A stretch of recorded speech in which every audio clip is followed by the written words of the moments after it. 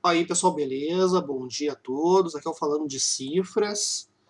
Então, eu estou aqui para falar sobre um conceito que é muito divulgado na internet, chamado ajuda mútua. Vou fazer uma análise matemática e nós vamos tirar nossas próprias conclusões também, tá? Então, gruda comigo e vamos nessa. Eu quero primeiro trazer alguns conceitos da língua portuguesa, né, que é o de conotação e denotação. Então, a conotação é quando a gente atribui um significado para as palavras, né? Em geral, jargões, expressões, gírias, ou mesmo significados que a gente vai criando dentro do nosso contexto. Enquanto que a denotação é o significado formal das palavras. É de acordo com o dicionário, de acordo com a linguística e tudo mais, com as autoridades da língua, né? Bem, numa análise denotativa, vamos entender o que significa a expressão ajuda mútua, né? Então, ajuda é o ato de você empreender energia, de alguma forma, em benefício de outra pessoa. Por exemplo, quando você empresta dinheiro para alguém, você está ajudando. Quando você ensina alguém alguma coisa, você está ajudando. Quando você cria um vídeo no YouTube para várias pessoas, você está ajudando. É quando você, então, faz algo em que o beneficiado não vai ser você, mas sim outra pessoa. Isso é o conceito de ajuda. Mútuo é a relação entre duas partes. Certo? É uma relação de reciprocidade. Então, a relação que eu tenho para com você é a mesma que você tem para comigo. Digamos assim, você é um youtuber também, por exemplo, e eu acesso o seu canal e eu aprendo com você aquilo que você tem para ensinar. E ao mesmo tempo, você acessa o meu canal e aprende comigo aquilo que eu tenho para te ensinar. Isso aí é mútuo, é recíproco. Nós estamos trocando, né? Você está me ajudando e eu estou ajudando você. Tá? Isso é que é o mútuo, né? Então, ajuda, mas mútuo significa que duas partes se ajudam. Tá? Bom, isso é o conceito denotativo. Agora vamos para o conceito conotativo dentro do mundo financeiro, certo? Então, quando a gente fala em ajuda mútua no sentido financeiro, tá? Nós temos aqui dois modelos que eu vou apresentar para vocês. Existem vários sites a respeito disso, mas eu simplifiquei em dois modelos que eu percebi, assim, dois padrões diferentes. Mas que querem dizer a mesma coisa na prática, né? Vamos lá então. O primeiro padrão é a questão da lista. Era um padrão um pouco mais antigo, quando a tecnologia da internet ainda era um pouco mais rudimentar, né, do que é hoje, não tão acessível quanto é hoje, né? Mas basicamente você recebia um e-mail com 5 pessoas aleatórias ali que você nunca viu e as suas respectivas contas bancárias. Tá? E aí a instrução era, você tinha que depositar um valor pequeno, simbólico, para cada uma dessas pessoas. Após fazer isso, você pega a primeira pessoa e você deleta da lista. E ao mesmo tempo, você sobe as outras. Então, a pessoa 2 passa a ser a pessoa 1. A pessoa 3 passa a ser a pessoa 2. A pessoa 4 passa a ser a pessoa 3. A pessoa 5 passa a ser a pessoa 4. E quem vai ser a pessoa 5? Você. Você coloca o seu nome. Após, né, você vai ter a lista atualizada daí e você vai enviar esse e-mail para todos os contatos que você puder, certo? Então, a promessa, né, presumindo que desse tudo certo, seria o seguinte: você doou, voltando para o slide anterior, você doou R$ 5 para cada uma dessas pessoas aqui. Ou seja, você desembolsou R$ 25.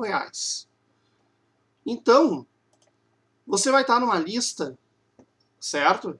Em que você pode receber R$ 5 de outras pessoas. Só que o teu nome vai ficar na lista em 5 níveis, né? Porque você agora está no nível 5. Aí você passou para o seu amigo. O seu amigo vai te ver no nível 5. Quando ele encaminhar o e-mail, você vai estar no nível 4 e ele no nível 5. Depois, o amigo do amigo vai te colocar no nível 3, depois nível 2, depois nível 1, depois você sai. Então, a promessa seria que você ganhasse no mínimo 5 vezes, né, o valor. Considerando que fosse linear, né? Bom, agora vamos para o segundo modelo, que é o modelo mais recente, já que a internet evoluiu bastante, né, do ponto de vista tecnológico, que é um modelo um pouco mais automatizado, que é um modelo eletrônico. Então, em geral, é um site criado por uma pessoa que você não conhece e que mora em algum país que você também nunca ouviu falar, em geral um paraíso fiscal, né? E aí as pessoas se cadastram no site e fazem suas doações. Alguns projetos têm valores específicos para doar, outros têm um valor arbitrário e tudo mais. Mas a diferença é que agora essa lista, que era feita manualmente, agora é uma lista eletrônica, feita automática. Então, ou seja, a partir do momento que você doa, o sistema te coloca na lista, certo? E aqui eu vou presumir um sistema que funcione de forma séria, entre aspas, né? Ou seja, um algoritmo que realmente coloca você no seu lugar certo da fila, que não faz nenhum tipo de corrupção, vamos dizer assim. Então, o que acontece? Você doou, você entrou para uma lista. Só que essa lista, agora, não é mais uma lista de 5 pessoas, é uma lista única que vai para o mundo inteiro. Ela gira mais rápido, obviamente, mas também é uma lista muito maior, não são só 5 pessoas. Porém, para que você possa subir na lista e, consequentemente, receber, você precisa que mais pessoas entrem. Né? E que, por sua vez, essas pessoas figurem na lista e elas entrem na mesma situação de precisar de mais pessoas, assim vai. Vamos colocar isso matematicamente. Porque com matemática, ninguém discute. A não ser os imbecis, claro. Mas aí é outra história. Bom, então, me baseando pela rainha das ciências, vamos começar a análise matemática da coisa. Bom, vamos partir do princípio que o projeto foi criado do zero, tá? O caixa é zero e a promessa o dobro do valor depositado, que já seria um percentual suficientemente atrativo, né, considerando que leva-se muitos anos para, numa renda fixa, você dobrar o seu capital. Bom, no dia 1º entraram 100 pessoas. Cada uma doou R$100, vamos supor. Eu vou manter o valor da doação fixo para simplificar o modelo. Tá? Porque eu quero que isso aqui, apesar de eu estar falando de matemática, eu quero que fique algo compreensível para todos. Então, cada uma doou R$100. Se a gente pegar e multiplicar 100 por 100, né, vai dar 10 mil. E nós temos 100 pessoas esperando, porque as pessoas doaram. Elas têm cada uma a expectativa de receber 200. Para que todas elas possam ser contempladas, é necessário ter um capital de 20 mil, afinal de contas. Se a promessa é cada uma receber 200, que é o dobro, né? 200 vezes 100, 20 mil. E agora nós temos uma fila, que vai do número 1 ao número 100, que são essas 100 pessoas aqui. Cada uma tem um número lá conforme a ordem que elas entraram no sistema. Pois bem, vamos agora criar um dia 2. No dia 2, entraram 200 pessoas. Cada uma doou R$100 também, mantendo o valor fixo, né? De novo, para o modelo ficar simplificado. Então, todas elas têm a mesma garantia, entre aspas, né? A expectativa, vamos dizer assim, de receber R$200. Qual é a situação atual? Nós temos R$30 mil em caixa com 300 pessoas na fila. E nós temos uma despesa prevista de 60 mil para poder cobrir essas 300 pessoas. A fila vai agora de 1 a 300. Mas eu estou pondo uma variável extra aqui. Estou supondo, então, que os primeiros 50 vão receber o dinheiro prometido. Afinal de contas, tem caixa para pagá-los, né? Então, o que vai acontecer aqui? Pagando as pessoas. Os 50 primeiros receberam os 200. Ou seja, foi desembolsado R$10 mil para pagar essas pessoas. Note bem, esses 10 mil vieram de 100 pessoas lá no dia 1, né? E agora, esses 10 mil estão voltando para 50. Quero que você observe esse detalhe. Tá? Ou seja, o caixa era de 30, né? Voltamos aqui ao slide anterior. O caixa era 30. Pagou-se 10, 20 mil de caixa, né? E nós temos agora 250 pessoas esperando, porque 50 já foram atendidas. Ou seja, nós precisamos de 50 mil agora para poder pagar o que falta. A fila agora vai do número 51 ao 300, porque os números de 1 a 50 já foram pagos. Tá? Aí no dia 3, do ponto de vista dos 50 primeiros, o sistema funciona, de fato. Elas, afinal de contas, em um dia só já receberam de volta ali o dobro do valor. Então, na cabeça delas, o sistema funciona. E não podemos culpá-las, porque elas têm uma evidência que o sistema funciona, né? Aí vamos supor que entraram mais 300 novas pessoas. E ainda por cima, os 50 que entraram, que ganharam, né, o dobro do valor, esses 50, já que ficaram empolgados, eles resolveram entrar de novo, né? Então, total de 350 novas entradas, R$35 mil no caixa. Totalizando 55 mil, né? Somado com os 20 que havia antes. E nós temos agora 600 pessoas esperando. De novo, quem são essas 600 pessoas? As 250 que estavam na fila até então, né? Os de número 51 a 300. E mais as 350 que entraram agora. Então, nós temos ali dos números 0,51 ao 650 esperando. Tá? Vamos supor que com o caixa que entrou, 200 pessoas foram pagas, tá? No total de R$40 mil gastos. Agora, vamos supor o caixa no final do dia 3, com esses pagamentos. O sistema tem 15 mil em caixa com 400 pessoas esperando. Ele precisa ter 80 mil para poder cumprir seu compromisso. A fila está formada pelas pessoas de números 251 a 650. Um detalhe importante. As pessoas que receberam lá naquele primeiro dia, lembra ali essas aqui no caso, esses 50 primeiros, que eram os números de 01 a 50, eles voltaram para o sistema. Só que eles não são mais 01 a 050. Agora essas 50 pessoas, elas estão em algum lugar na fila entre o 251 e o 650, conforme a ordem que elas entraram. E aqui nós temos um panorama, né? Neste momento, neste exato momento, as primeiras 50 pessoas estão no 0 a 0, porque elas doaram uma vez, ganharam o dobro e entraram de novo. Né?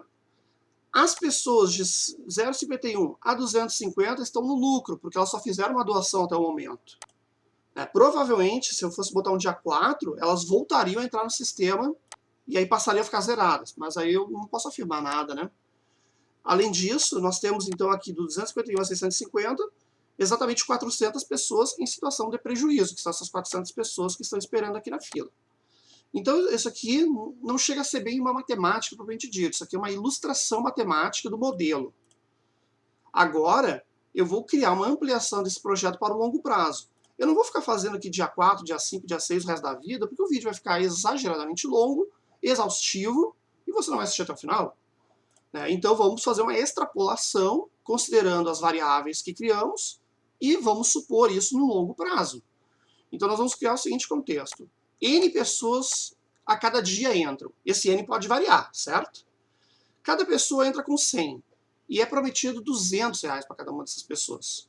Sendo que, no mesmo dia, para cada N pessoas que entram, N sobre 2, metade de N, são pagos. Que é o suficiente, né?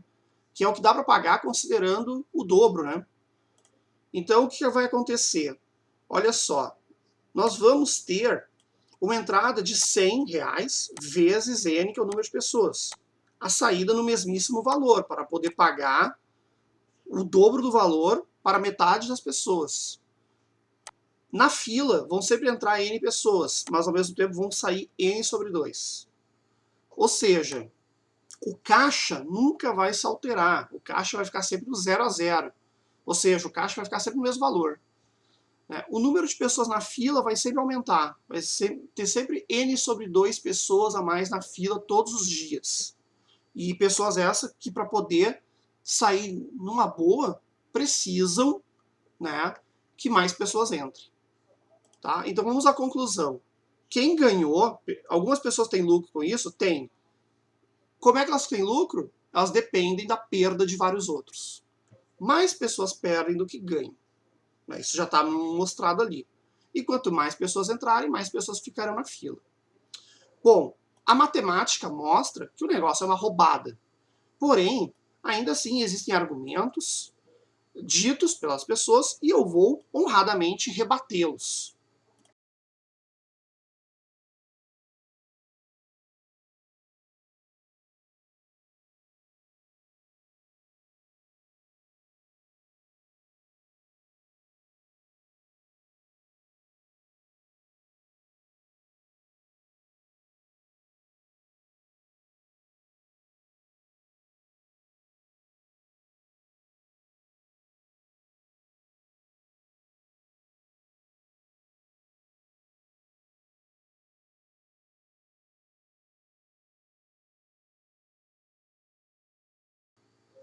Vamos lá. O primeiro mito é: isso não é investimento, é uma doação. Então, ou seja, ele defende o seguinte: não, mas tu não pode pensar como investimento, tem que pensar que tu está doando. É um dinheiro que não te faz falta, etc, etc. Bom, se trata-se de doação, então por que recompensar as pessoas com o dobro do valor? Eu nunca vou falar de doação em que tu recebe em dobro. Ah, tá, tem aquela frase lá: Deus lhe dê em dobro. Deve ser alguma coisa nesse sentido aí, mas tudo bem. Isso não é ilegal. Muito bem. Não é ilegal? Então por que os sites não explicam isso claramente? Por que os sites não mostram análise matemática, então? Por que instituições credenciadas pela CVM, pelo Bacen, pelo CMN, por que elas não usam esse recurso? Por que os bancos não oferecem esse recurso, então? E por que não pode ser uma pessoa como eu, como você, que cria um sistema desses num site totalmente transparente, que coloque o seu CPF no meio da jogada, se não é ilegal? Se não é ilegal, você não precisa ter medo, você não precisa se esconder, não é verdade? Muito bem. Isso é um consórcio de dinheiro, algumas pessoas gostam de dizer. Bom, a lei proíbe o consórcio de dinheiro explicitamente. Então, mesmo que seja um consórcio de dinheiro, o que não é, porque no consórcio todos ganham, então, se é um consórcio de dinheiro, se fosse, ainda assim seria ilegal. Algumas pessoas dizem que eu acho que tudo é golpe, não sei o que e tal. Mas existe um trabalho para chamar as pessoas, não é assim tão fácil. Tem que gastar energia, tem que convencer, tem que explicar, blá blá blá. Muito bem. Então, eu vou pedir uma licença, usando um pouquinho de reductio ad absurdum, mas porém necessário. Eu vou dar um exemplo de um outro crime. O traficante também tem trabalho para convencer as pessoas a usarem drogas, por essa lógica. O pedófilo também tem trabalho para convencer a criancinha a entrar na van. Isso torna um negócio legítimo? Qual é a diferença? Outro, o governo faz de tudo para impedir que as pessoas trabalhem. Aí sempre tem aquele argumento lá do imposto, da política, não sei mais o que, né? Bom, eu vou dizer para vocês uma coisa: o governo, ele é um dos melhores empregadores que existe aqui no Brasil. Tipo, compara o salário de um servidor público especializado com o salário na iniciativa privada. As condições de trabalho dos dois. Tanta gente se atira em concursos públicos justamente porque ele sabe que o governo é o melhor empregador de todos. A questão é que existem pessoas que não querem trabalhar, não querem estudar, não querem se esforçar. Então elas preferem ficar indo em sistemas lá de ganho fácil que prejudicam outras pessoas. Essa é que é a verdade. Doação é bom, ajudar é bom, como isso pode ser ruim? De novo, reductum et absurdum. Não vou ler essa frase em voz alta. Eu me arrepiei até quando eu criei esse argumento, mas eu achei necessário chocar para que você entenda a dimensão dos seus argumentos. Tem que tomar muito cuidado com aquilo que você pensa. Outro contraponto: muitas pessoas estão felizes e realizadas. Bem, você acabou de ver matematicamente o que acontece. A grande maioria perde para poucos ganharem e ficarem felizes. E você fica feliz sabendo que tem um monte de pessoas sendo prejudicadas para que você seja feliz? Você apoia isso? Se você apoia isso, você é bandido. Desculpe, não tem outra palavra. Aí o pessoal fala: bandidagem são os bancos e seus juros. Bom, eu não vou dar aula de economia aqui para ninguém, tá? Porque eu não sou pago para isso. Mas se você for observar bem, nas aulas básicas de economia, existem vários tipos de risco, que é o risco de mercado, risco de calote, risco de inflação, risco de política monetária, risco de política governamental, que envolvem um empréstimo e, consequentemente, a taxa de juros é criada. O juro ele faz parte da natureza, a história do dinheiro mostra isso. De novo, são pessoas que não gostam de estudar e que falam qualquer coisa, né, para poder defender as suas próprias ideias. Então, assim, para fechar essa aula, Não sou pai de ninguém, cada um faz o que bem entender da sua vida, mas você é o resultado das suas escolhas. Quer ser bandido? Seja, mas aguenta as consequências. Fui, tchau!